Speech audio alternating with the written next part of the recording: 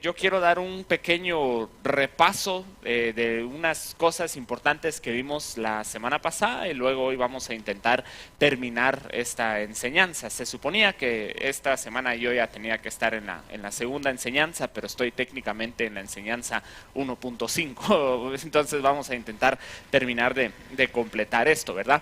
Por supuesto, todos nosotros hemos leído Génesis del 1 al 11, todos nosotros conocemos estos pasajes, estos relatos de la creación del mundo, del diluvio y de la Torre de Babel, pero también es importante que nosotros profundicemos un poquito más porque al mismo tiempo también hay muchas cosas que este texto pareciera no decirnos. Hay muchas preguntas que tal vez tenemos a la hora de acercarnos a este texto y es importante que permitamos que el mismo texto nos dé las respuestas. Entonces, de igual manera, yo quiero animarle a que usted tome nota, ¿verdad? Que usted apunte lo más posible y también si usted tiene preguntas al final de la enseñanza, que usted también las pueda manifestar. Igualmente usted que nos está viendo en redes sociales, por favor, si usted tiene preguntas, déjelos en un comentario en Facebook o en YouTube y al final aquí tengo mi teléfono ya listo para que cuando sea al final de la enseñanza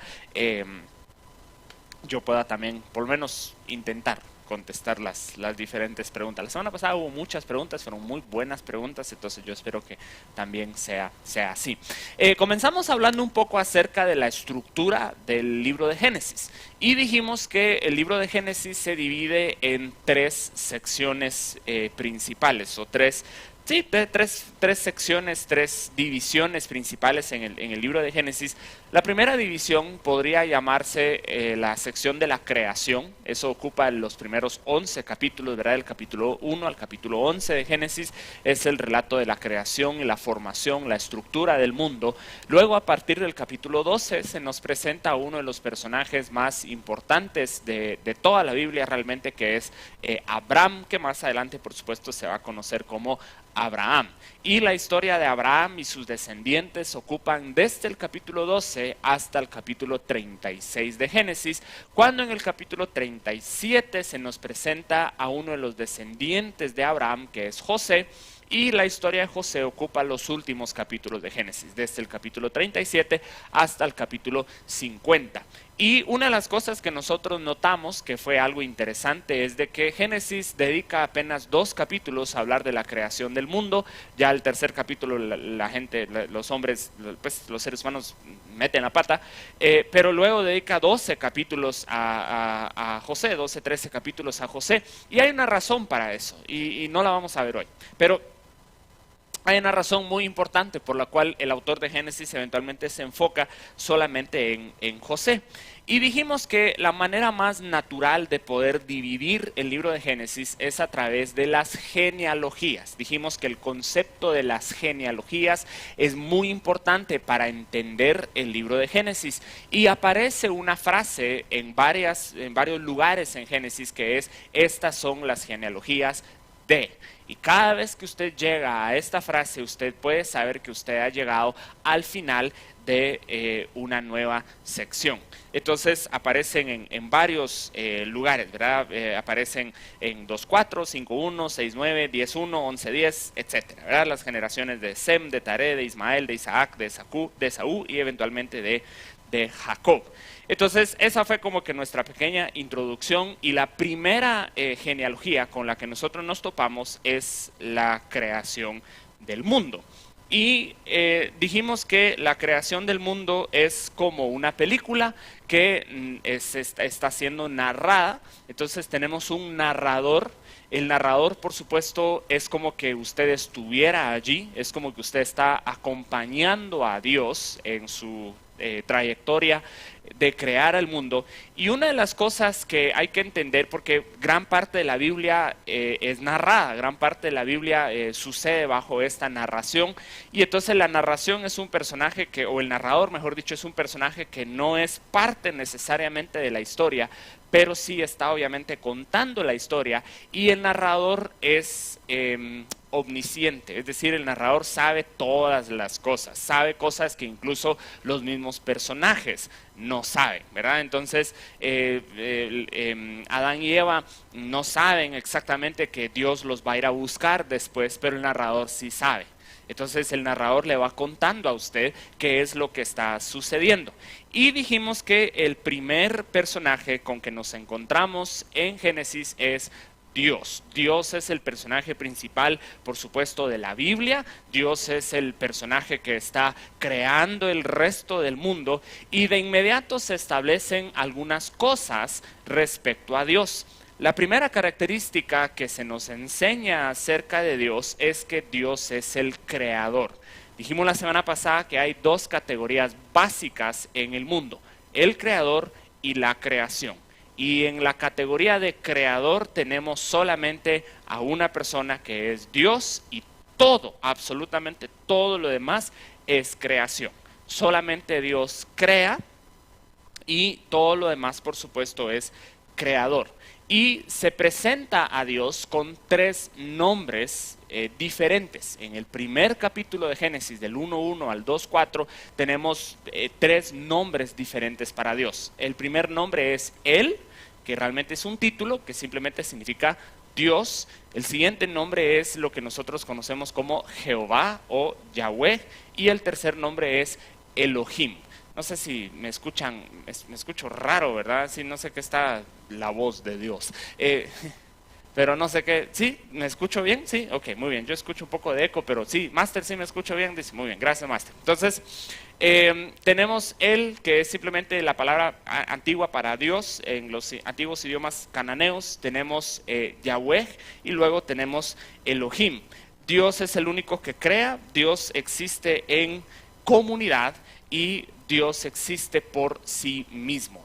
Dios no depende de nada ni de nadie excepto de sí mismo. Entonces tenemos a Dios y ahí fue donde nosotros nos quedamos la semana pasada. Entonces el día de hoy vamos a intentar avanzar un poco más y ahora vamos a hablar un poco acerca de la estructura del mundo que Dios crea. Entonces ahora Dios está preparándose para empezar a crear el mundo y entonces lo empieza a hacer. Y una de las cosas que nosotros notamos de inmediato, que es muy importante, es que Dios crea a través de su palabra. Una de las cosas que notamos la semana pasada es de que en muchas de las demás historias, de las demás culturas, de los mitos de la creación, es que los demás dioses crean de manera accidental o crean a través de diferentes guerras o conflictos, pero Dios crea de manera intencional y Dios crea, Él no tiene que hacer nada porque Él está en control de todo el universo, Él está en control de toda la creación y por lo tanto Dios crea a través de su palabra. Y dijo Dios, sea la luz, e inmediatamente después de que Dios dijo, la luz fue. Ahora, aquí tenemos algo muy importante porque la palabra que se utiliza para palabra es ruaj. Y la palabra ruaj es muy importante en la Biblia. La palabra ruaj puede significar palabra, pero la palabra ruaj también puede significar viento, puede significar voz, puede significar aire o, y esto también es muy importante, por supuesto, puede significar espíritu. Entonces, tanto en hebreo como en griego no tienen una palabra diferente para viento y para espíritu. Es la misma palabra, en hebreo es ruaj, en griego es pneuma. Entonces, pneuma o ruaj significa espíritu, como el Espíritu Santo, pero también ruaj puede significar voz o puede significar viento o aire o una cuestión así. Entonces cuando el y dijo Dios es muy interesante porque significa que es la esencia de Dios. La esencia de Dios, el aliento de Dios está impregnado en cada parte de la creación. El Espíritu de Dios, recuerden ustedes que en Génesis 1.2 el Espíritu del Señor se mueve sobre la faz del abismo. Entonces el ruaj de Dios, la palabra de Dios, el Espíritu de Dios se está moviendo sobre la faz del abismo y ruaj, Dios, sea la luz y la luz fue. Entonces Dios crea a través de su espíritu. También es algo muy interesante porque la palabra Yahweh de hecho suena como una persona inhalando y exhalando. Yahweh. Entonces aún el mismo acto de respirar es como decir el nombre de Dios. Entonces Dios a través de su aliento también crea las demás cosas. Entonces forma la creación para llenarla de criaturas. Es muy interesante porque no quiero faltar el respeto a la humanidad con esto, pero en esencia lo que Dios hace es de que construye un hábitat. Dios construye un hábitat para llenarlo con sus criaturas. Es en esencia lo que está haciendo. Dios crea diferentes elementos porque quiere llenar este espacio con diferentes criaturas, pero la criatura principal con la cual va a llenar este espacio, por supuesto, es el hombre. Yo me imagino, ¿verdad? Disculpen, ¿verdad? Pero a mí me gusta tener diferentes mascotas, ¿verdad? A mí siempre me ha gustado tener peces, me ha gustado tener tortugas, he tenido un montón de diferentes mascotas, algo raras, geckos y diferentes tipos de cosas por el estilo. Y cada una de estas criaturas necesita su hábitat. Uno tiene que construir un recinto para que la criatura pueda existir. Y yo me imagino, otra vez no estoy intentando ser irrespetuoso con esto, pero de alguna manera me imagino a Dios construyendo un hábitat para que los humanos puedan existir. Es interesante porque la humanidad necesita ciertas condiciones muy específicas para poder existir. A esto nosotros le conocemos como el ajuste fino del universo. El universo parece estar diseñado con la humanidad en mente. El universo parece estar diseñado para que la humanidad pueda existir acá. Y seguramente usted ha leído, ha escuchado algunas de estas cosas, pero incluso cosas como la distancia de la Tierra del Sol. Si la distancia de la Tierra del Sol cambiara un poquito, pero estamos hablando de cientos de kilómetros, no estamos hablando de millones de kilómetros, estamos hablando de cientos de kilómetros, o nos quemaríamos todos o nos congelaríamos. Pero la Tierra está justo en el punto correcto para que el Sol caliente y calor, sí, pero por lo menos no nos calcina. Por lo menos sí podemos sobrevivir. A mí no me gusta estar en la costa, sí, está bien, pero por lo menos usted siente que se está muriendo, pero no se está muriendo. Entonces, sí, yo sé, pero no, ¿verdad?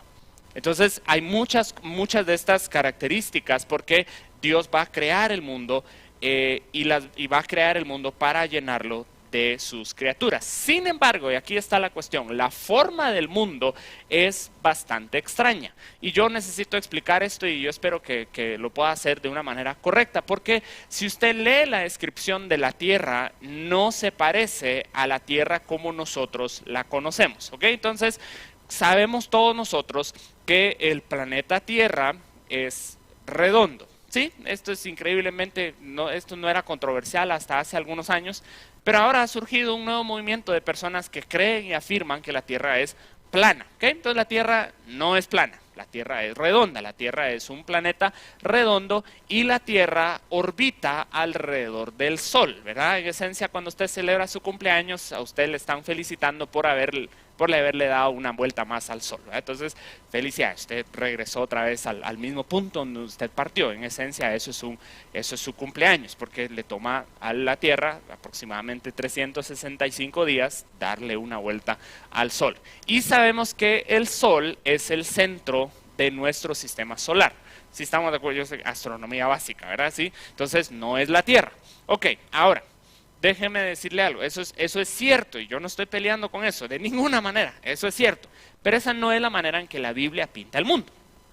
La forma en que Dios crea el mundo, la forma en que el narrador de Génesis nos presenta el mundo es de una manera muy diferente. ¿Por qué? Porque refleja la forma en que los antiguos comprendían el mundo. Entonces déjeme explicarle más o menos cómo funciona esto. La materia prima de todo esto es el agua. Hay agua abajo y hay agua arriba. Todo esto es agua. Por ejemplo, usted va a encontrar en uno de los versículos en Génesis 1 que Dios separa las aguas de las aguas y entonces tenemos tierra firme. Porque todo es agua y entonces lo que hace Dios es de que separa las aguas de esta manera y pone tierra firme así. Y encima de la tierra hay lo que se llama un firmamento. Eso es una palabra que por supuesto nosotros no utilizamos hoy día, pero el firmamento en esencia era un domo de donde bajaba el agua, caía la lluvia y donde estaban colgadas las nubes, las estrellas, y luego Dios crea dos grandes luces Una dice para gobernar la tierra, el día, perdón, y otra luz para gobernar la noche. Por supuesto, la luz que gobierna el día es el sol y la luna es la luz que gobierna la noche. Ahora, ¿eso es la realidad astronómica? No, porque la luna no emite luz propia. La luna solamente refleja la luz del sol, ¿verdad? Entonces, y la luna está allí todo el tiempo. Es solo que nosotros no lo podemos ver cuando a nosotros nos toca estar de día, ¿verdad? Como dijo aquel locutor de la radio ilegal que salió ahí, buenos días para las Américas y buenas noches para las Europas, ¿verdad? No lo estaban escuchando, pero ni aquí al siguiente kilómetro, pero él creía que tenía audiencia en Ámsterdam, ¿verdad? Entonces, pero otra vez, astronómicamente sabemos que no es así. Entonces tenemos la Tierra plana, tenemos dos grandes luceros que están colgando de este domo y encima tenemos el domo que protege de alguna manera a la tierra. Según el autor de Génesis, lo que hace Dios cuando sucede el diluvio universal es que Él abre ese domo para que la lluvia pueda caer. Por eso dice usted, ha leído usted donde dice que Dios abrió las fuentes de arriba y las fuentes de abajo. Las fuentes de arriba son las aguas que están encima de ese domo que usted puede ver allí. ¿Sí? ¿Estamos de acuerdo? Ok. Sí, no. Se me están quedando viendo como que... Sí, ok. No estoy rapeando en Sutu Hill, no. Muy bien. Ok. Entonces, ahora, uno dice... Y aquí está la gran pregunta, obviamente. Entonces, ¿qué rayos hacemos con esta descripción? Hay que recordar que Génesis no es un relato científico. Entonces, esta no es la manera científica de entender el mundo. Es la manera de ellos de entender el mundo en ese entonces. Es como ellos veían el mundo, ellos así se lo imaginaban. Por lo tanto, la Biblia no pelea con la ciencia, porque hay que entender algo, la Biblia no es un libro científico. El propósito de la Biblia no es explicar científicamente los fenómenos naturales. La idea de la Biblia es una narrativa, la Biblia es una historia que eventualmente llega a Jesús y a nosotros. Pero el objetivo del autor de Génesis no es dar un relato científico, es simplemente presentarlo desde esa perspectiva. Y por eso la Biblia no pelea con la ciencia. En el siglo XVII, cuando se empezó de alguna manera a promover esta teoría del universo heliocéntrico, es decir, con el Sol como centro del universo, como centro del sistema solar, en algunos casos la iglesia establecida, que en ese momento era la iglesia católica, se oponía a las personas que decían que el Sol era el centro del sistema solar y no la Tierra, porque creían que la Biblia afirmaba que la Tierra es el centro del sistema solar. Entonces, uno de los pioneros de la teoría de que el Sol es el centro del universo fue Galileo Galilei. Y Galileo Galilei tuvo muchos problemas con la iglesia y de hecho él no se atrevió a publicar su libro, él y Copérnico no se atrevieron a publicar sus libros hasta después de su muerte para no tener problemas con la iglesia institucional. Pero eso no tuvo que haber sido un problema. La Biblia no pelea con la ciencia, la Biblia presenta algo desde la perspectiva de los antiguos, ¿sí? En Josué, por ejemplo, usted tiene un pasaje en donde dice que el sol se detuvo, ¿verdad? Josué está persiguiendo a unos enemigos y él ora y dice, sol, detente en Gabaón y tú luna en Ajalón, ¿verdad? Entonces, ahora la pregunta es, ¿el sol se detuvo? No, el sol no se detuvo porque el sol no se mueve. El sol no se detuvo porque el sol no se mueve. Entonces, ¿qué se detuvo? Ah, muy bien, la tierra, porque ¿cuál de estos dos seres celestiales, cuál de los dos se está moviendo? La tierra, el sol no se mueve. Entonces, pero entonces nos equivocamos científicamente. No, es la forma de hablar en ese momento. Y la verdad es de que nosotros todavía hablamos de la misma manera. A pesar de que ahora nosotros sí sabemos, por ejemplo, ya salió el sol, decimos nosotros. ¿Verdad que sí? Ya salió el sol. ¿Ya salió el sol? No. El sol estaba ahí. La Tierra en su órbita, nuestro hemisferio ahora está apuntando hacia el sol. Eso es lo que significa. Ya se puso el sol, no. Ya se durmió el sol, decimos. Yo cuando estaba lloviendo, cuando llovía con sol, mi abuelita decía, se está bañando la Virgen, decía. Ah, bueno, entonces no sabía que la Virgen necesitaba bañarse, ¿verdad? Entonces, pero bueno, pues qué bueno, ¿verdad? Que ella también es limpia y que también se baña, ¿verdad? Entonces nosotros hablamos de esta manera, a pesar de que ahora nosotros en el siglo XXI sabemos que no, el sol no sale ni se pone, el sol siempre está allí.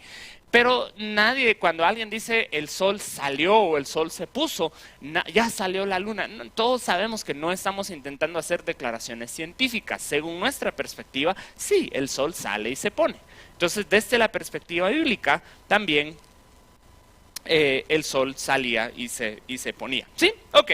Entonces, esto es lo que sucede. Luego, todo el universo es creado para luego llenarlo de cosas, principalmente de animales y finalmente de humanos. Y una de las frases que se repite una y otra vez es esta frase de "y vio que era bueno". Ahora, le voy a dar un secreto aquí para leer la Biblia de una mejor manera.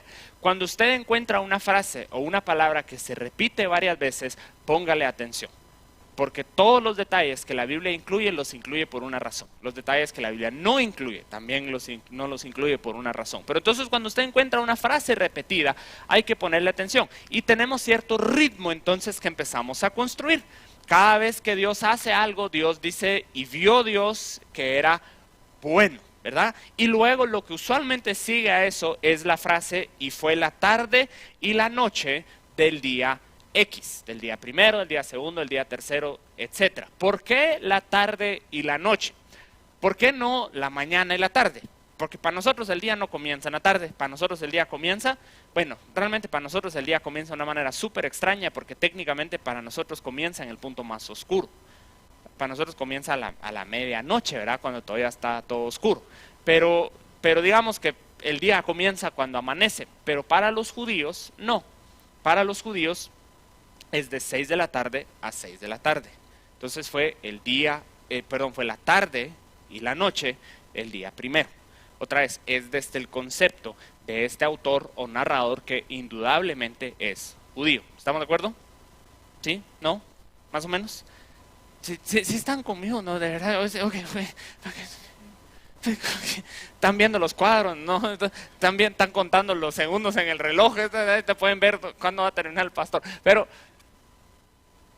entonces fue la tarde y la noche porque desde la perspectiva judía el día comienza y termina en la tarde. Entonces por eso es de que la tarde y la noche, a eso se está refiriendo. Nosotros contamos el tiempo de la manera en que lo hacemos gracias a los romanos. Los romanos comenzaban los días a la medianoche. Entonces por eso es de que nosotros todavía lo hacemos de esa manera. Pero los judíos no lo hacían de esa manera. Entonces tenemos esta frase, y vio que era bueno, y fue la mañana y la tarde del día X. Luego el ritmo va a cambiar a partir del verso 26. Génesis 1:26 es cuando Dios crea el hombre, ¿verdad? Dios crea el hombre. Y el clímax de esto es el verso 31, porque dice que vio Dios X cosa y vio que era bueno.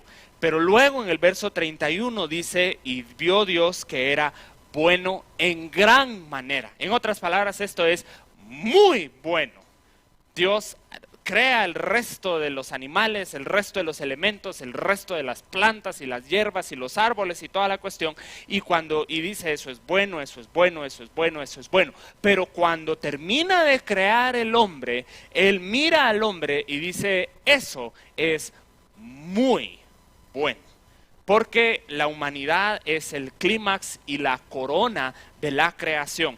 Y toda la demás creación debe sujetarse y someterse a esta otra criatura que tiene una característica muy, muy, muy especial. Estas criaturas portan la imagen de Dios.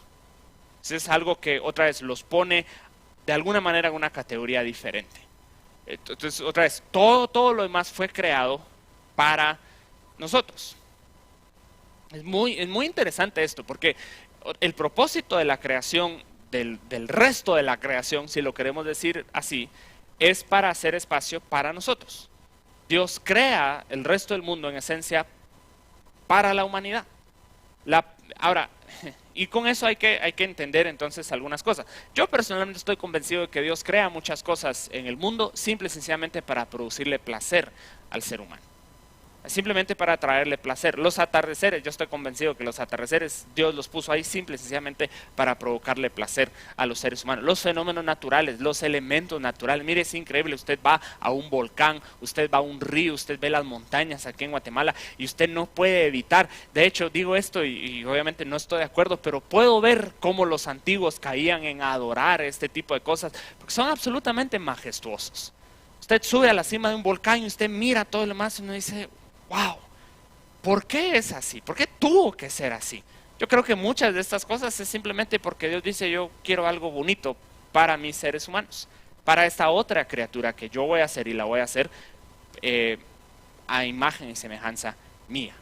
Ahora, entonces la creación está hecha para el ser humano en ese sentido. Obviamente el ser humano tiene la responsabilidad de dominar y reinar sobre la creación, pero eso también significa que los seres humanos tienen la responsabilidad de cuidar de la creación. Voy a decir algo y lo digo, por algún momento, por alguna razón, esto es un tema controversial dentro del cristianismo, no debería hacerlo, pero a Dios sí le importa la ecología.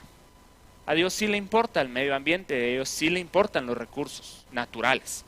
Y esto es algo en lo cual, otra vez, porque caemos mucho a la parte espiritual, dejamos el área natural.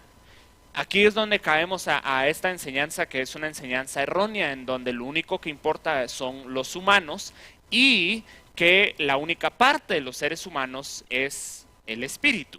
Y porque esto es algo que nosotros tenemos que entender, el fin de la creación, el fin del mundo natural no es la destrucción, el fin del mundo natural y creado es la redención.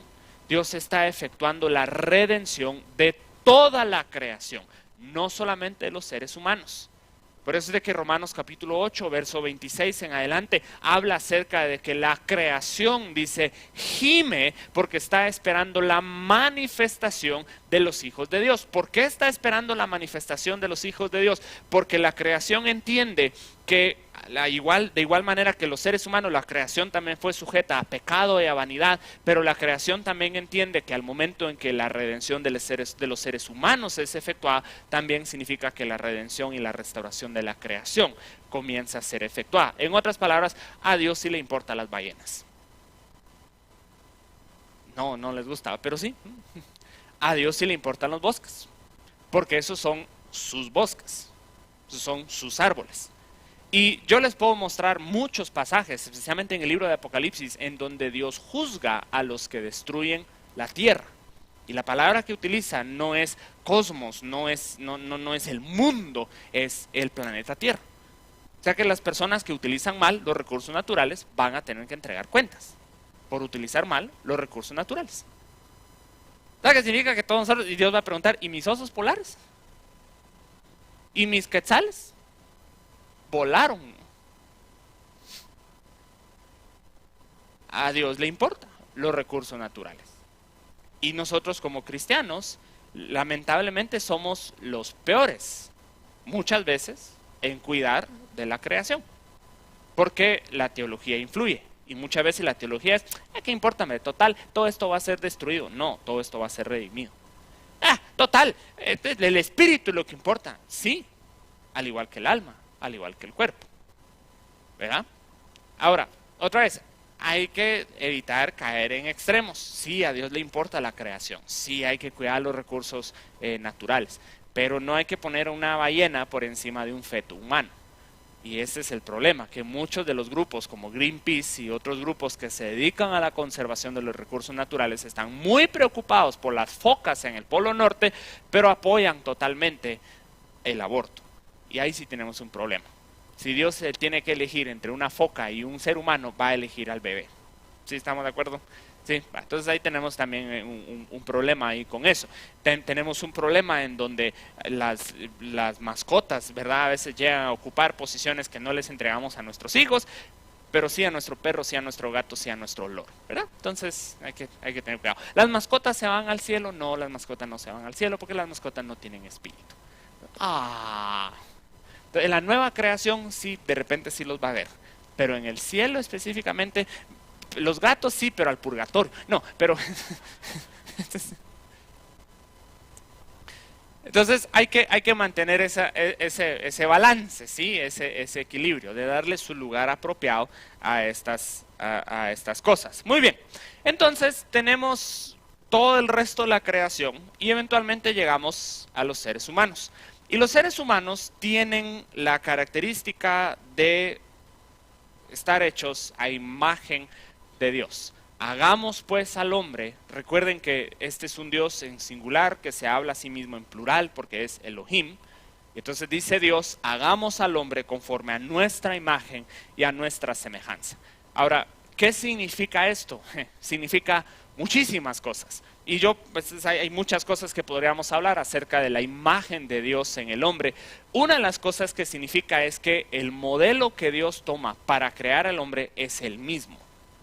Entonces Dios no crea a los animales para que se parezcan a Él, pero Dios sí crea a los seres humanos para que se parezcan a Él. Dios se ve a sí mismo para crear al humano. Dios toma el modelo, la idea, si usted lo quiere decir. Dios construye el humano en base a Él mismo. Entonces eso es algo que, en otras palabras, todos nosotros nos parecemos a Dios. Todos nosotros portamos la imagen de Dios. Eso es una de las cosas que significa. Otra de las cosas que significa es que Dios nos ha dado a nosotros una comisión. La comisión es ser fructíferos y cuidar de la creación. A ninguna otra criatura Dios le da una posición de autoridad dentro de la creación. Hasta este momento, el único que tiene algún tipo de autoridad es Dios. El único que ha estado haciendo, creando, es Dios. Ningún animal, ninguna hierba, ningún árbol, ninguna planta tiene algún tipo de autoridad. Pero cuando Dios crea al hombre, Dios sí le da autoridad. Y hay algo aquí que es muy interesante. Por supuesto, nosotros sabemos que la Biblia dice en Génesis que Dios pone el ruaj, el aliento de vida, en la nariz del ser humano, porque lo hace a imagen y semejanza suya. Pero luego hay un pasaje en donde dice Dios que Él llama a los animales y los pone enfrente de Adán y para ver qué nombre les pondría a Adán. Entonces es muy interesante porque ¿quién le pone nombre a los animales? No es Dios, es el hombre. El hombre es el que decide cómo se va a llamar cada animal. En otras palabras, este es el punto. Dios le da al hombre la misma autoridad de utilizar sus palabras como Dios las ha estado utilizando. Hasta este punto Dios dijo, sea la luz, y la luz fue. Que los animales sean creados y que se reproduzcan, y eso es lo que pasó. Luego Dios trae estos animales que Él creó, pero no le ha puesto nombre todavía, se los trae a Adán y les dice, ahora tú habla y ponles nombre. En otras palabras, de inmediato Dios exalta al hombre a una posición de autoridad que no le corresponde a ninguna otra criatura, porque el hombre tiene la habilidad de hablar y de utilizar sus palabras de una manera muy parecida a la forma en que Dios lo hace. Esa es una de las razones por las cuales solo los humanos pueden hablar, solo los humanos desarrollan la capacidad de un lenguaje tan complejo como los nuestros. Los loros no pueden hablar, los loros pueden repetir, pero al loro le da lo mismo. Por eso un loro puede maldecir a la abuelita y luego cantar, te alabaré, alabaré. Al loro le da lo mismo. Tan paganote el loro, no, el loro, paganote el que le enseñó al loro. Si usted va a la casa de un hermano y el loro estaba a decir malas palabras, es que ese loro no hay modo que acepte a Jesús. Yo creo que es el hermano que no aceptaba a Jesús. Entonces, por supuesto, los animales no desarrollan formas de comunicación, formas de hablar tan complejas como las de los seres humanos, porque en el acto de hablar hay un acto de creación de alguna manera. El hablar es un símbolo de autoridad. Hay muchos pasajes en la Biblia, en Proverbios, donde habla de que el rey gobierna a través de su palabra. Y entonces las palabras del ser humano tienen mucho poder. Entonces tiene que ver con la comisión de ser fructíferos y de cuidar. También habla de la categoría de la humanidad. Los humanos pertenecen a una categoría más alta, fundamentalmente diferente a los animales. Los animales son bonitos, son hermosos, son fascinantes, pero simple y sencillamente no están en la misma categoría que los seres humanos. Los seres humanos tienen características que los animales no poseen y nunca pueden poseer. Los seres humanos tienen cosas como la apreciación por la belleza, por ejemplo. Los animales no aprecian, los animales son hermosos, pero solo los seres humanos hacen cosas bellas solo porque les gusta hacer cosas bellas. Los pavos reales son hermosos, pero usted sabe por qué el pavo real macho está ahí. O sea, no es solamente para decir, qué bonito, ¿verdad? Es porque se quiere reproducir. Entonces no es solamente por belleza, es con un propósito de alguna manera. Los seres humanos sí pueden apreciar esto. Los seres humanos tienen moralidad, los animales por supuesto no tienen moralidad. Cuando un león caza una gacela, el león no asesina a la gacela. El león simplemente está actuando en base a sus instintos. Cuando el chucho le roba el hueso al otro chucho, eso no es robo de primera categoría, no es eso.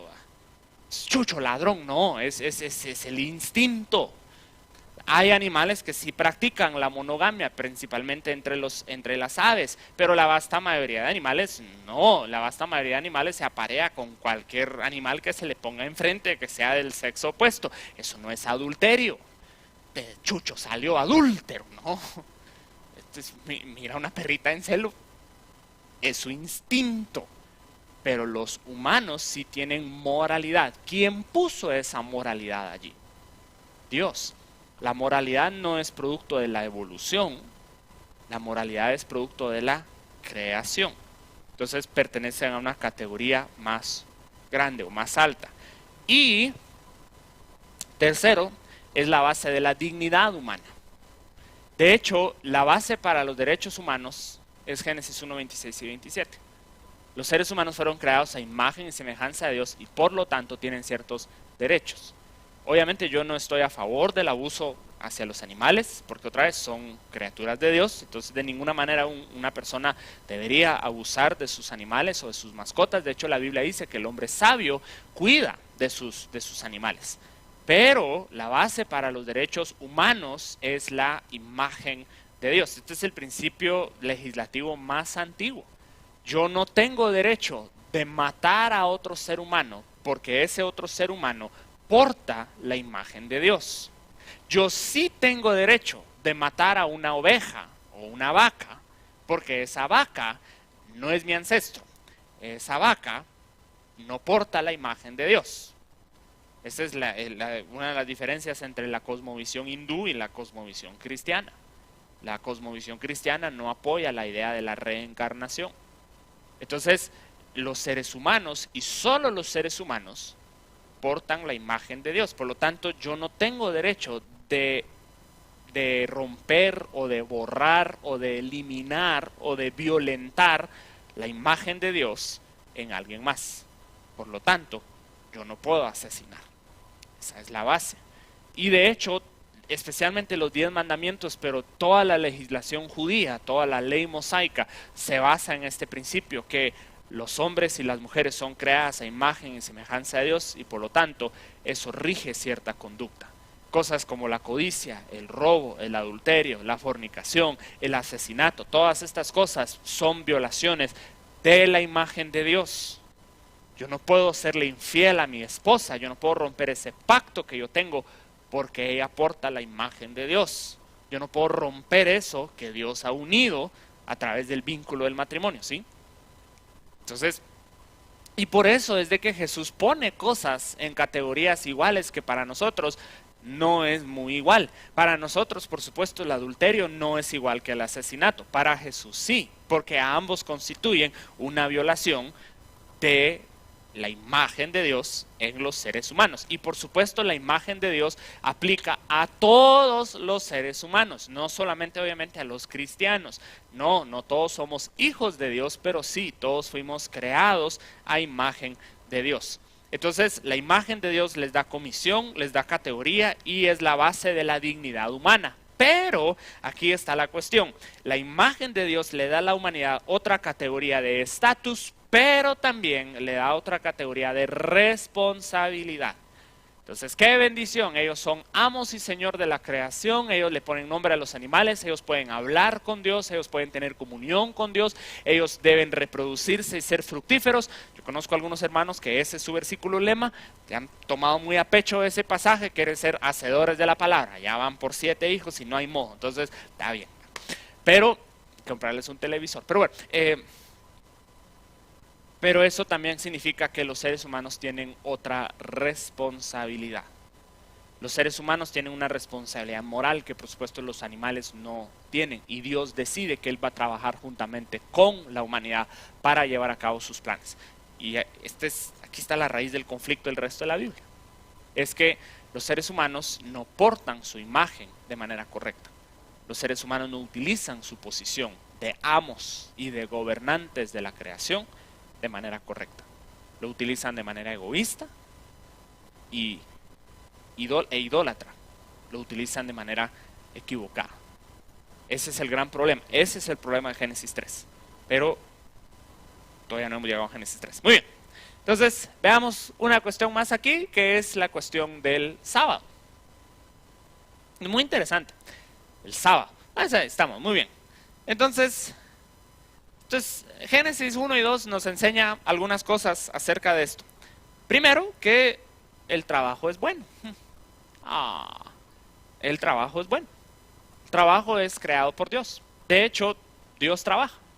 El lenguaje en Génesis 2 pinta a Dios como un jardinero, como un hortelano, alguien que está trabajando en un huerto, un jardín.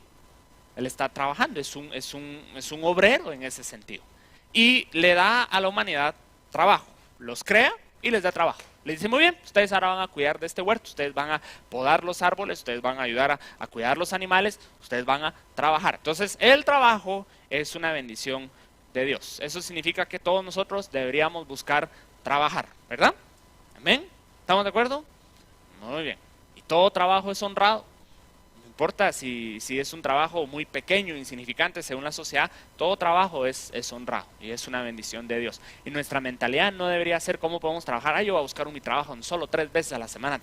No, hay que buscar un trabajo donde sí seamos productivos. Estoy a favor obviamente de la explotación laboral, pero sí, porque ya tengo 47, primero Dios el otro año va a comenzar a trabajar. No.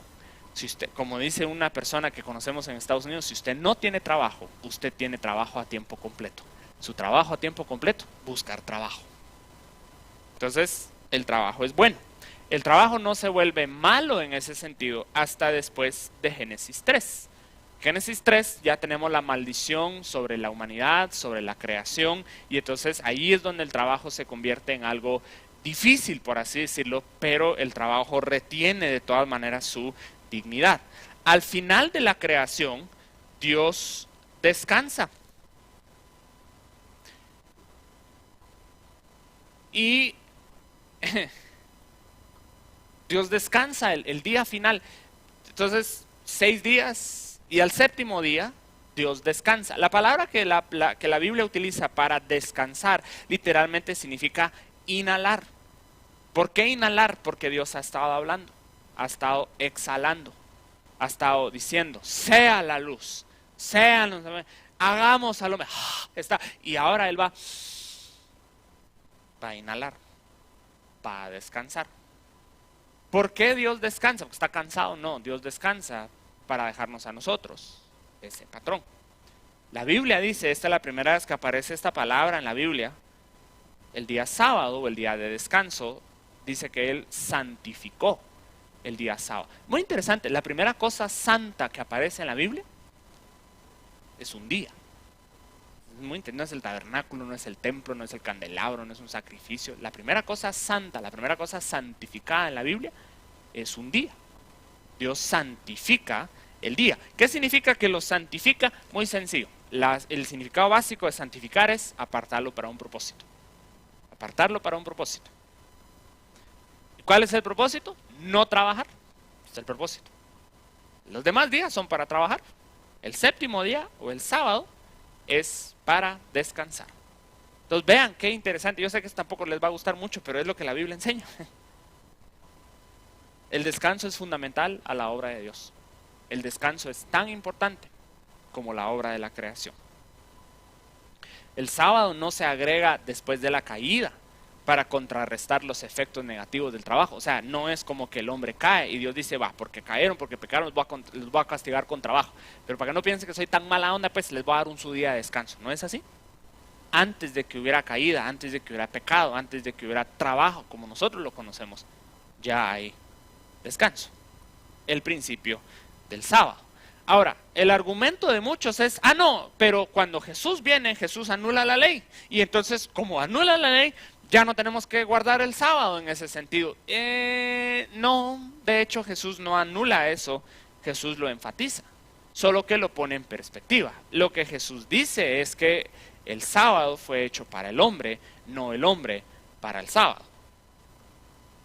Porque los judíos de la época de Jesús se habían vuelto tan religiosos que lejos de descansar era un día súper estresante y cargado y terrible, porque habían una cantidad de reglas y reglamentos de qué se podía hacer, de qué no se podía hacer. Habían cosas que, digamos, que constituían cocinar, por ejemplo, habían cosas que constituían arar la tierra, había cierta distancia que usted podía caminar de su casa. Si un animalito se caía por un pozo, usted técnicamente sí lo podía rescatar porque estaba en peligro de muerte, pero si se perdía usted no lo podía ir a buscar porque no constituía peligro de muerte. Había una cantidad, entonces lejos de descansar, todos estresados.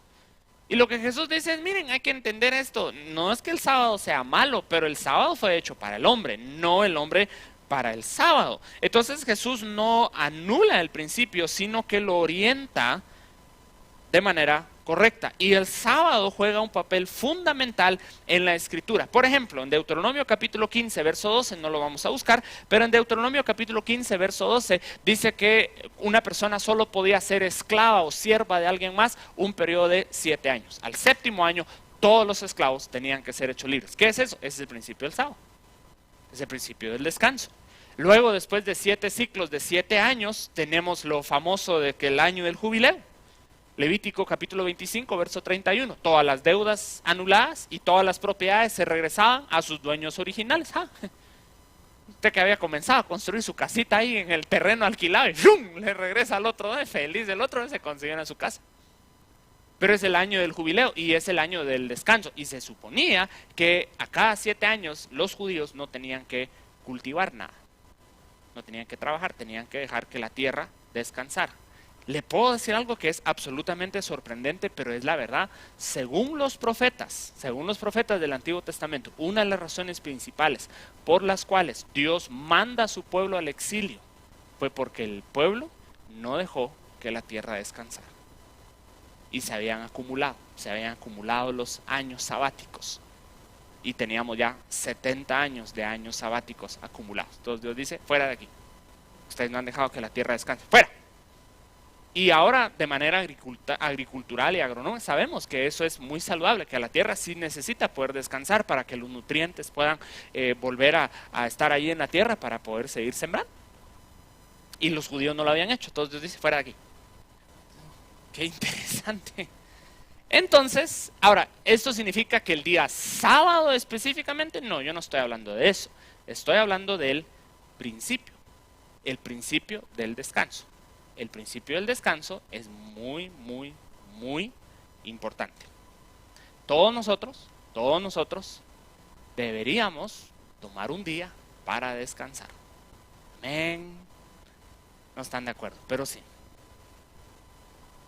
Es bíblico descansar. Es saludable. ¿Y qué tiene que hacer usted cuando descansa? Escúcheme. Nada. Descanse. Porque ¿sabe qué hacemos nosotros? Somos tremendos nosotros. Nuestro día de descanso, lavamos el carro, lavamos el chucho, lavamos la casa, lavamos los güiros, lavamos todo lo que tenemos que lavar. Vamos al banco, hacemos pagos, que no sé qué, que esto y lo otro. Y entonces, ¿cómo terminamos? Porque mire, ¿a cuánto les gusta ir a hacer cola al banco? ¿Eso es relajante para alguien? Usted sale, 3 horas de cola, ¡qué buenísimo! Usted sale así, ¿no? Usted sale más bravo que otra cosa. Luchamos contra el tráfico y lo que menos hacemos es descansar. Entonces, es bíblico descansar. Hay que descansar. es un principio espiritual. Dios recompensa. Mire,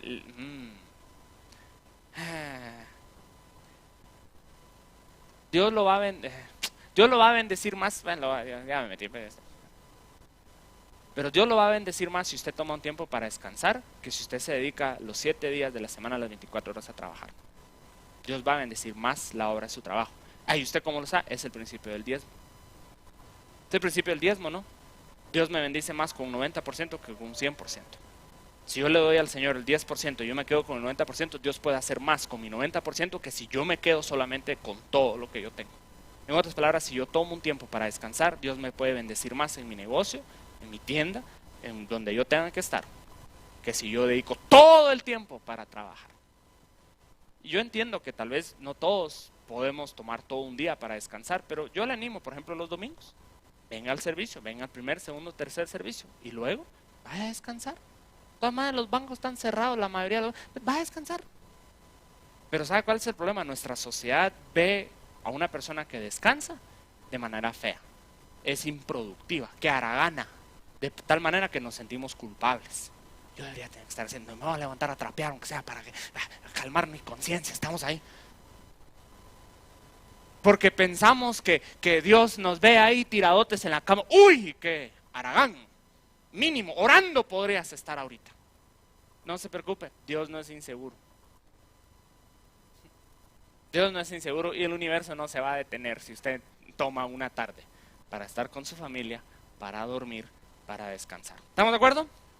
El principio del descanso es bíblico y es mucho más importante de lo que nosotros pensamos. Muy bien, entonces vamos a ver algunas cosas. Yo sí quiero... todavía estamos bien, muy bien. Hay un par de cosas que necesitamos entender acerca de lo que Génesis no está haciendo. Génesis 1 y 2 no está haciendo un par de cosas. Número 1, lo que no es... siguiente diapositiva, por favor, gracias. Lo que no es, número 1, no es un relato científico, ¿verdad? Esto ya lo hablamos, ¿verdad? Esto no es un relato científico, no nos está intentando explicar científicamente todo lo que está sucediendo y no es un relato con fecha. En otras palabras, ¿hace cuánto sucedió esto? A saber. No sabemos y realmente no importa.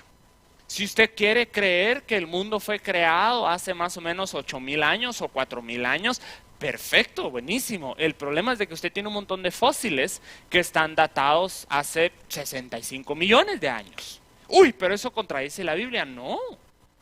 En otras palabras, se lo voy a decir de esta manera. La verdad es que no afecta la veracidad ni la historicidad de la Biblia si Dios creó el mundo hace 5,000 años o si Dios creó el mundo hace 500 millones de años. No tiene nada que ver con la historicidad de la Biblia. ¿Por qué? Porque la Biblia no nos dice cuándo sucedió esto. La Biblia solo nos dice qué sucedió. ¿Sí estamos de acuerdo? Entonces, el relato de Génesis no está intentando darnos fechas. Entonces, si usted quiere, puede invertir mucho tiempo y energía haciendo un estudio de cuándo sucedió esto y hace cuánto fue la creación del mundo. Pero realmente esas son las preguntas equivocadas. Siguiente, tenemos un par de preguntas aquí acerca del texto. Por ejemplo, días literales. La palabra que se utiliza en el texto para la palabra día es la palabra yom. Y yom, Y-O-M, yom, sí se puede referir a periodos literales de 24 horas, pero también se puede referir a periodos más largos de tiempo. Entonces puede ser que sí estemos hablando de periodos literales de 24 horas o también puede ser que estemos hablando de periodos largos de tiempo. Entonces puede ser que Dios creó los animales, por ejemplo, no en un periodo literal de 24 horas, sino en un periodo largo de tiempo. Entonces otra vez eso puede ser. Y que entonces Dios descansa al final de ese periodo. Y luego cuando ya se constituye un calendario, una forma regular de marcar el tiempo en la cultura judía, entonces sí se toma ese final de ese ciclo de 7 para poder descansar. Entonces puede ser que sean días literales, puede ser que no. Y otra pregunta que es muy común es acerca de la brecha. Hay una brecha entre Génesis 1.1 y Génesis 1.2, y la razón por la cual algunas personas creen esto es por la forma en que se traduce este texto a la mayoría de idiomas modernos. En el principio creó Dios los cielos y la tierra estaba desordenada y vacía. Si Dios creó el mundo y Dios es perfecto, entonces ¿por qué en el verso 2, ahí está la tierra desordenada y vacía, o al final del verso 1, perdón, ahí está la tierra desordenada y vacía. Y entonces algunas personas, intentando resolver ese problema, dicen que entre Génesis 1.1 y Génesis 1.2 fue la caída de Lucifer. Que en ese periodo de tiempo, que es un periodo largo de tiempo, Lucifer cae, se convierte en Satanás, Satanás cae aquí a la tierra, desordena la creación de Dios, y entonces Génesis 1.2 es la restauración de esa creación, es como el segundo intento, por así decirlo, después de que Lucifer estropeó la primera creación o el primer intento. ¿Qué podemos decir acerca de la teoría de la brecha? Lo que pasa es de que no hay mucha evidencia a favor de este tipo de situación. En mi opinión, hay una solución más sencilla, y es la forma de traducir esa primera frase. En lugar de traducirla en el principio creó Dios los cielos y la tierra, una mejor manera de traducir el original sería en el principio, cuando Dios comenzó a crear los cielos y la tierra estaba desordenada y vacía. En otras palabras, es el estado inicial de los elementos. Es como cuando un artista toma lienzo y pinturas y brochas y todo esto y va a comenzar a crear un cuadro, o cuando un escultor va a tomar un bloque de mármol y va a empezar a formar, a darle forma. Es la materia prima, es la tierra, es el barro, el fango original, y de eso Dios va a comenzar a formar las diferentes cosas. Entonces, allí hay una solución un poquito más fácil, un poquito más, porque si no, nos tenemos que inventar a la Lilith, nos tenemos que inventar una raza preadámica, nos tenemos que inventar un montón de cosas que simple y sencillamente la Biblia no habla. Entonces, ¿qué hacemos con Lucifer? ¿Lucifer cae? Sí, por supuesto Lucifer cae, pero mi opinión es que Lucifer cayó mucho tiempo antes de la creación. Ezequiel 28, que es donde tomamos mucho de esto, parece indicar que esto es algo que sucedió hace mucho tiempo. Y para cuando existe la creación, ya el enemigo es el enemigo, porque en Génesis 3, por supuesto, tenemos a Satanás apareciendo en forma de serpiente. Algunas personas han intentado decir que Lucifer cae en el tiempo de Jesús, porque en Lucas 10, 18 y 19, cuando los discípulos regresan contentos porque han logrado expulsar un montón de demonios y sanar un montón de enfermos, Jesús dice: yo veía cómo Satanás caía del cielo como un rayo. Entonces, ahí es donde es la caída de Lucifer. No, Jesús está diciendo: el tiempo de las tinieblas está terminando. Yo estoy aquí, ustedes ahora tienen poder, entonces el poder de las tinieblas ha terminado. Eso es lo que Jesús está diciendo. Jesús no está diciendo: miren, ahí va el diablo. No está diciendo eso. Entonces, no. Entonces la caída sucede mucho tiempo antes, y entonces no necesitamos necesariamente una teoría de la brecha. El problema con la teoría de la brecha es de que es una solución más complicada que el problema original. Y hay un principio cuando uno interpreta un texto, y es de que la solución a un problema no debe ser más complicado que el problema original. Y aquí tenemos un buen ejemplo de eso, ¿verdad? Sí hay al parecer un problema, como es de que Dios crea el mundo, pero el mundo está desordenado y vacío. Pero hay una forma más fácil de solucionar eso, diciendo que cuando Dios comienza a crear, sí, el mundo está desordenado y vacío, pero eventualmente Dios le va dando orden. Más que inventarnos una raza preadámica que Satanás corrompió, más que inventarnos a la primera esposa de Adán, más que inventarnos todo este tipo de situación. Entonces, probablemente no indica una brecha, pero pues esa es mi opinión. Muy bien, vamos a ver si hay algunas preguntas aquí. No sé si hay preguntas. Si hay preguntas, me las pueden poner ahí en el chat, por favor, para poder ver. Y no sé si alguien aquí tiene alguna pregunta, si hay alguien en vivo que tiene alguna pregunta, algún comentario o algo que tal vez no quedó claro, que tal vez yo pueda aclarar un poco más. Por favor, con toda confianza, si podemos hacer esto, sería fantástico, ¿verdad? Entonces, si alguien quiere hablar de lo de la brecha, si alguien quiere hablar acerca de lo de la esposa de Caín, si alguien quiere hablar acerca de los dos relatos de Génesis, de la creación, no, sí, ¿estamos? No estamos. Ya, muy bien, tenemos una pregunta. Excelente, gracias Noel, buenísimo. Gracias por no dejarme vendido esta noche. Solo un comentario Ok, perfecto. Para la teoría de la brecha o del vacío, ¿verdad? Ajá. Que también va muy arraigada con la teoría de la reconstrucción, que como muy bien lo explicaba. Ajá. Pero ahora mi duda, conforme a la solución que usted le da al problema de Génesis 1.1 1 y 2, sobre... Está mal interpretado el texto y que Dios comienza a crear y en ese comenzar está desordenada y vacía, pero es lo que los que proclaman esta teoría dicen o contradicen ese argumento diciendo de que cómo Dios va a empezar a crear algo que está desordenado, va por ese sinónimo, por ese adjetivo de desorden, ¿verdad? Que Ajá. Dios no crea las cosas en desorden y también por lo de las tinieblas, ¿verdad? Que también había luz y tinieblas y que Dios no es el creador de las tinieblas. Entonces ahí es donde, como usted bien lo explicó, propugnan de que puede que la caída del hombre, de Lucifer esté en ese Claro. mover. Entonces solo es un comentario de que también hay un argumento para contradecir esa postura, ¿verdad? Sí, la situación está en que, por ejemplo, es un buen comentario, sí es cierto, Noel, gracias por ese comentario. Lo que sucede ahí también es que, sí es cierto, Dios no crea las tinieblas, pero las tinieblas son simplemente lo opuesto a Él, es decir, simplemente es la ausencia o el opuesto a la luz que Él es, de alguna manera. Entonces, de alguna manera sí pueden haber tinieblas, por así decirlo, porque está Él y está lo que no es, por así decirlo. Entonces, no es necesario que Dios cree las tinieblas en ese sentido.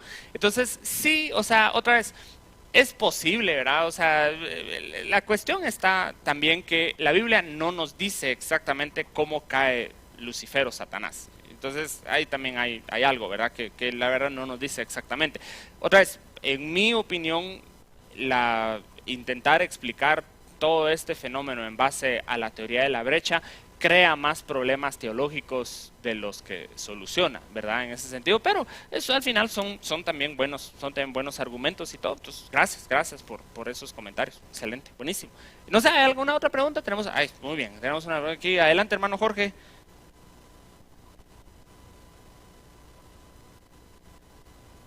Tengo una pregunta. A ver, Isabela. ¿En qué idioma hablaban antes de que construyeran la Torre de Babel? ¿En qué idioma hablaban antes de que construyeran la Torre de Babel? Esa es una muy buena pregunta, Isabela. Esa es una pregunta muy buena. La verdad es que no sabemos. O sea, esa es la gran respuesta teológica. La verdad es que no sabemos.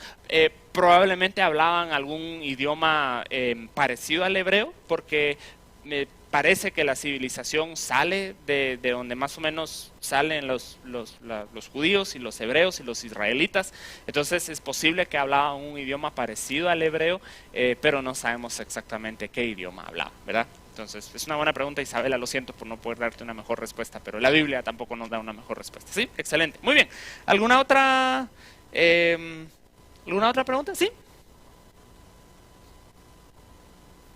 La verdad es de que me voy a ir un poquito al extremo, porque estamos Ok. hablando del principio y yo me voy a ir hasta el final, ¿verdad? Ok. Pero en este caso no le puedo decir que me responda la pregunta, sino que su opinión, porque Muy yo bien. sé que solamente Dios sabe acerca de Ok. esto. Con respecto a esta enseñanza, yo pensé mucho acerca del propósito de Dios en crear al hombre, hacer a Ajá. su imagen, y lo que usted decía, hizo la tierra para favorecer al hombre, para darle placer. Y vino a mi mente, como le digo, en esta enseñanza pensé mucho acerca de lo que realmente Dios quería y creo que al final, no sé si yo esté bien, ¿verdad? Yo cuando Dios venga y el final y la salvación y todo lo que nosotros esperamos en esa etapa, pues yo creo que la familia, o sea, todavía va a estar constituida, o sea, que Dios le va a dar al hombre el permiso de que todavía se reproduzca. Sí. No sé si yo esté mal, porque con lo que usted enseñaba decía Dios hizo al hombre y creó a la mujer. Sí. Y la verdad es de que en muchas enseñanzas y sobre todo en muchas iglesias nos dan a conocer de que al final pues todos vamos a vivir en santidad y que, o sea, han quitado a la familia. Totalmente. Pero yo creo en este momento de que no es así, de que todavía van a haber familias en la nueva tierra. Sí. No sé si esté mal o... Pues no sé, yo tampoco sé si usted está mal, pero pues yo la verdad es que yo estaría de acuerdo con lo que usted dijo en este momento, porque otra vez, la historia de la Biblia es la historia en esencia de la creación y luego la redención de todas las cosas. Y hay muchas cosas buenas que Dios creó como parte de la naturaleza humana. y esas cosas no van a ser destruidas, al final esas cosas van a ser redimidas. El problema es que la familia, la sexualidad, la reproducción, todas estas cosas se han corrompido por la entrada del pecado, pero Dios creó todas estas cosas. Y de hecho, si hablamos de la sexualidad, el propósito de la sexualidad no es principalmente la reproducción, es el placer, es una de las formas en que Dios, es el placer que Dios crea para las personas, para los seres humanos. Entonces, yo lo que veo es la redención de estas cosas.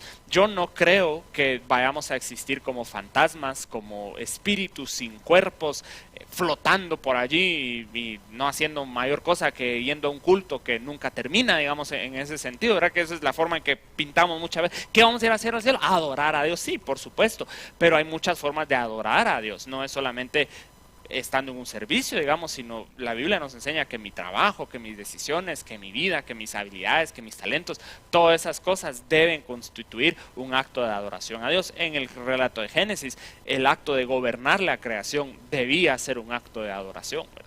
Entonces tenemos estas ideas. Entonces yo estoy totalmente de acuerdo. Yo creo que sí van a haber familias en la nueva creación, sí va a haber reproducción en la nueva creación y muchas cosas que nosotros tal vez hemos perdido de vista porque por el pecado nosotros las miramos y decimos, uy, no. Entonces, pero Dios las redime, Dios las restaura en ese sentido. Entonces, excelente. Muy bien. ¿Alguna otra pregunta? ¿Tenemos una pregunta? El camarógrafo tiene, excelente. Muy bien, Benja. Mi pregunta es, usted mencionaba con anterioridad lo de la Torre de Babel. Entonces, venía a mi mente que en la universidad tuve un curso donde nos hablan sobre geología y geografía. Ajá. Entonces, ¿cómo defender nuestra postura como creyentes en base a lo que es un supercontinente o la creación? Porque te mencionan varias cosas desde un punto de origen, por ejemplo, dinosaurios y el origen del hombre y un supercontinente. Sí. Y cómo poderse de una manera defenderse como creyente, pues, base a esos argumentos. Sí, es una excelente pregunta, Benja, excelente. Yo creo que la Biblia no, por ejemplo, la Biblia no pelea con la existencia de los dinosaurios, digamos. O sea, la Biblia no niega la existencia de los dinosaurios. Personalmente yo creo que la idea de un supercontinente es bastante factible. Yo diría que el lugar, y de hecho hay cierta evidencia geológica para esto, la separación del supercontinente ocurrió durante el diluvio. Entonces ahí es donde se crean mucho de los océanos, digamos, que tenemos en este momento. Y de hecho hay cierta evidencia geológica para esto, porque sí hay un episodio en la historia de la Tierra que se conoce como la Gran Explosión Cámbrica, que es una situación en donde tenemos una extinción masiva y luego tenemos una cosa en donde la vida como que explota. Y entonces veo ciertos indicios ahí de la historia de la Biblia. Hay mucha evidencia que sugiere que, de hecho hay evidencia que sugiere que los dinosaurios y los hombres habitaron y existieron juntos. Hay un lugar en Texas en donde se han encontrado huellas de seres humanos y huellas de dinosaurio a la par, como que alguien salió a pasear su velociraptor. Entonces sí hay evidencia que sugiere que, y se han datado de la misma época, se datan esas dos huellas de la misma época aproximadamente. Entonces sí hay evidencia que sugiere que los hombres y los dinosaurios cohabitaron. Hay evidencia en la Biblia, de ciertas criaturas como el Leviatán y el Behemoth que menciona Job, ¿verdad? Entonces, el Leviatán el Behemoth es un hipopótamo, no, los hipopótamos no tienen escamas. Entonces parece ser criaturas fantásticas, increíbles y enormes que existían en ese tiempo.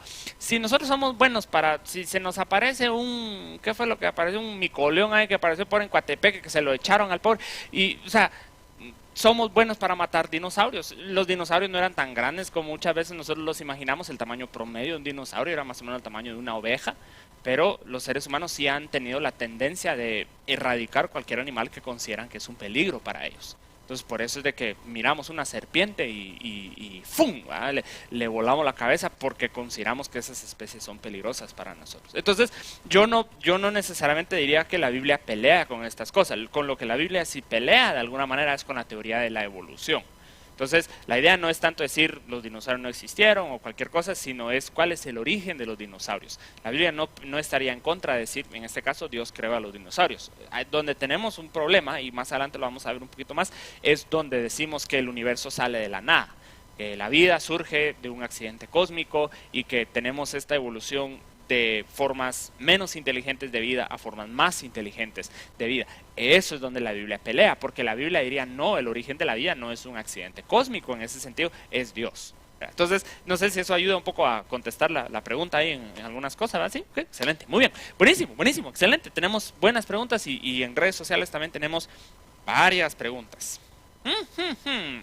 Muy bien, ¿alguien más tiene alguna pregunta acá? Liz, muy bien.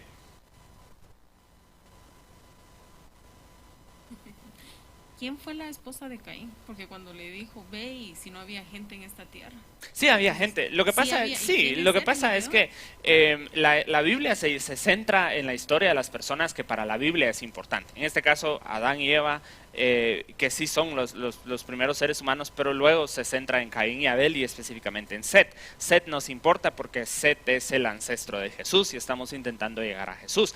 Pero la misma Biblia dice, por ejemplo, en el caso de Adán, que él vivió 930 años y engendró hijos e hijas. Entonces, en otras palabras, con 900 años y no teniendo nada, no se había inventado el fútbol. O sea, es una cantidad, y si uno realmente es una cantidad increíble de reproducción que se lleva a cabo. Y entonces sí hay gente, hay mucha gente, hay civilización, hay ciudades, hay lugares que, porque por ejemplo uno de los descendientes después de que Caín va y se casa y tiene hijos, él dice que edifica una ciudad y le pone Nod, si no estoy mal, y le ponen nombre a Nod en base a uno de sus hijos. Entonces la pregunta es, ¿por qué? O sea, ¿de dónde saca la idea de construir una ciudad?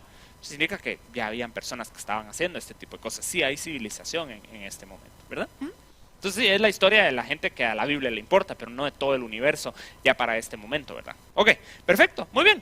Hay varias preguntas aquí en redes sociales, entonces vamos a intentar responderlas. Dice Antonio, ¿cómo son posibles los días de creación si el sol y la luna son creados hasta después que hayan pasado ya algunos días? Sí, eso es una buena pregunta, Antonio. Otra vez tenemos que entender, y esto podría ser un argumento en contra de que deben ser tomados como días literales, por un lado, o por el otro lado podemos hablar de alguna manera, es lo que hablábamos la semana pasada acerca del nombre de Jehová, que es una forma posterior de ver las cosas de alguna manera. Entonces, básicamente lo que tenemos son periodos en donde Dios crea esto y lo otro, pero no necesariamente tienen que ser, según el lenguaje que se utiliza, no necesariamente tienen que ser días de 24 horas o periodos de luz y oscuridad necesariamente, sino son periodos a los que se refiere la Biblia. Wendy de León dice, ¿qué día se debe descansar basado en la Biblia? Cualquier día que usted pueda descansar, Wendy. Si su trabajo le permite descansar sábado, descanse sábado. Si su trabajo le permite descansar miércoles, descanse miércoles. No es un día en particular, la idea es el principio del sábado. Entonces, en mi caso, por ejemplo, yo no podría descansar el sábado tenemos servicio, yo tengo que venir preparado, no puedo decir, hermanos, perdone, pero yo estoy todo el día tirado en mi casa, entonces no tengo nada que decirles esta noche. Entonces, el sábado y el domingo para un pastor, por ejemplo, son días muy ocupados. Puede ser que alguien más pueda descansar sábado, está bien, no es un día por encima de otro, es simplemente el principio de descansar, de tomarse un día y descansar. Aquí tenemos una pregunta que es una de las preguntas clásicas de alguna manera. Dice que si Adán y Eva tenían ombligo. Esta es una de las preguntas clásicas. Probablemente no, porque pues el ombligo es el remanente del cordón umbilical, ¿verdad? Entonces probablemente no, pero Caín y Abel ellos sí ya tenían ombligo, ¿verdad? Entonces muy bien. Otoniel dice, en Génesis 5 se habla del origen de los gigantes, quiénes eran los hijos de Dios y quiénes las hijas de los hombres. Excelente pregunta, Otoniel, no la voy a contestar el día de hoy porque sí voy a hablar de eso en las siguientes enseñanzas, entonces le animo a que usted esté pendiente, pero hoy hablamos solamente de Génesis 1 y 2 y eso de hecho está en Génesis 5 y 6 y entonces vamos a llegar a eso más adelante. Clis dice, ¿por qué Dios decidió que Lucifer cayera a la tierra existiendo otros planetas? Es una buena pregunta, Clis. Yo creo que otra vez la historia de la caída de Lucifer y esta historia del bien y el mal y del pecado y la redención tienen que ver mucho con los seres humanos. Los seres humanos juegan un papel importante. Al final la historia de la Biblia es la historia de la redención de la humanidad. Y por eso es de que todos los personajes de alguna manera están involucrados con la humanidad. Entonces, de alguna manera es parte de eso. Y al final, los seres humanos también le permiten muchas cosas a Lucifer. Cuando ellos pecan, los seres humanos le entregan mucha de su autoridad a Lucifer. Entonces, también creo que ahí podría ser una razón que tiene que ver con esto de la redención de la humanidad y de la creación acá en este planeta. José Carlos dice, como cristianos tenemos que guardar el sábado y no el domingo, o cuándo cambió el día. Es una buena pregunta, José Carlos. Desde que nació el cristianismo, los cristianos históricamente han celebrado el domingo como el día de la resurrección de Jesucristo. Cristo resucita un domingo, y entonces desde el Nuevo Testamento los cristianos han guardado el domingo de alguna manera como el día del Señor. De hecho, la palabra española domingo significa literalmente día del Señor. Entonces es por eso, no se cambió por alguna conspiración, no se cambió en el concilio de Nicea, como dicen los adventistas o los testigos de Jehová. Simplemente fue algo que los cristianos empezaron a hacer cuando de alguna manera se empezaron a separar de los judíos. Pero otra vez, el punto no es tanto qué día se debe guardar, sino más que todo que se tome un tiempo de descanso. Y Chuck Walter dice, ¿cómo se debe interpretar el texto que dice que un día para Dios es como 1000 años y 1000 años como un día? Es una excelente pregunta, Chuck. Espero estar pronunciando eso de manera correcta. Básicamente el contexto de eso en Pedro es esta idea de la salvación. Es la idea de que Dios hace las cosas en un tiempo diferente al nuestro. Dios hace las cosas en un tiempo, tal vez no las va a hacer tan rápido como nosotros quisiéramos, pero no las va a hacer tarde. Eso es lo que Pedro está intentando decir. Aquí no tenemos algo literal, ¿sí? Entonces no estamos hablando de cómo Dios mide el tiempo en ese sentido, sino lo que estamos diciendo es el tiempo de Dios no es necesariamente nuestro tiempo. Eso es lo que está hablando. Entonces lo que a nosotros nos tomaría 1000 años, Dios lo puede hacer en un día. Eso es más o menos lo que Pedro está diciendo. No es que si, bueno, hoy es viernes, esto significa que ya han pasado 1000 años. No es así, ¿verdad? Entonces, porque imagínense que usted le pidiera algo a Dios y Dios le dijera a usted, dame un día. Mañana te sano. Entonces, no, ¿verdad? Entonces, no, el punto de Pedro no es ese, ¿verdad? Muy bien, tenemos creo que una pregunta más. Vamos a ver si... Muy bien, dice en Génesis 1:26 habla que creó el hombre a su imagen y semejanza. En Génesis 2 habla de que creó a Adán y Eva. Entonces los humanos del 1:26 son los que poblaron toda la tierra y Adán y Eva solamente el huerto, o Génesis 2 es más bien una extensión del 1:26. Ok, es una buena pregunta. Yo considero que al final Adán y Eva tienen una función doble. Adán y Eva son los primeros seres humanos, pero Adán y Eva también son de alguna manera el prototipo, funcionan como el símbolo para toda la humanidad. Entonces, de alguna manera yo creo que Adán y Eva sí fueron los primeros seres humanos, y entonces en Génesis 2 tenemos esta idea en donde se centra específicamente en estas personas. Entonces yo consideraría que fueron ellos los que empezaron a poblar toda la tierra, pero sí tenemos un personaje literal que también tiene funciones simbólicas, porque el nombre Adam significa simplemente humano. Eso es lo que significa. Adam significa humano. Entonces tenemos personajes literales, pero que también tienen ciertas funciones simbólicas. Pero para resumir la pregunta, yo sí creería que Adán y Eva son los que empiezan a poblar la tierra, porque Génesis 2 se empieza a centrar específicamente en ellos, porque por supuesto de ellos salen todos los demás que nosotros conocemos, y a eso es lo que queremos llegar en el sentido de querer llegar a Jesús. Ok,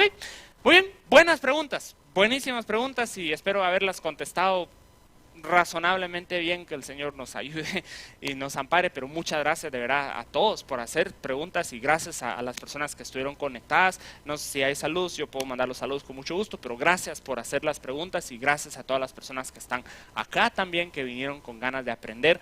Y sí, aprendimos, ¿verdad? Sí, aprendimos, muy bien, qué buenísimo.